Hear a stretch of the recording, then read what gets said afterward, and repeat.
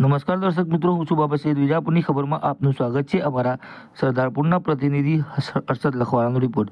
વિજાપુર તાલુકાના સરદારપુર ગામે ઉત્તરાયણ નિમિત્તે જે પતંગ દોરીના જે કપાયેલા માંજા દોરી હોય છે તે રસ્તા વચ્ચે પડેલી હોય છે તેને ભેગી કરી અને કહી શકે 8 થી 9 10 કિલો જે દોરી છે બાળીને નાશ કરવામાં આવી હતી.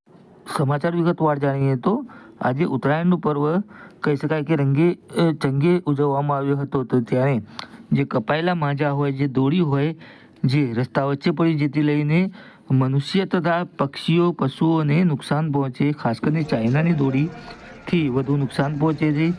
જેથી લઈને વિજાપુર તાલુકાના સરદારપુર ગામના સ્થાનિક લોકો અરવિંદભાઈ પટેલ, તુલસીભાઈ પટેલ, બાબુભાઈ પટેલ, લાલજી દરજી, હર્ષદ લખવાળ અમારા પ્રતિનિધિ દ્વારા ઝુંબેશ હાથ ધરવામાં આવી હતી. જે દોરી તૂટેલી હતી, કપાયેલી હતી, તેને ભેગી કરી 8 થી 9 10 કિલો ની અંદર જે નકામા દોરા પડી રહ્યા હોય એ દોરી ગામની શેરીએ જઈને એકઠી કરી અને એ 10 કિલો જેવી દોરી એકઠી કરી અને શેરીએ જઈ અને વેનીન જે અત્યારના યુગની અંદર ચાઇના દોરીની વપરાશ છે ને એ દોરી બહુ કડક હોય છે. એ દોરી પક્ષીઓના પગમાં અને પોખોમાં ભરાઈ જાય છે અને એ દોરી પક્ષીઓ નાશ કરે છે. એટલે આ કામ સરદારપુર આ ટીમે શેરીએ જઈ અને દોરીઓ વેનીને એકઠી કરી.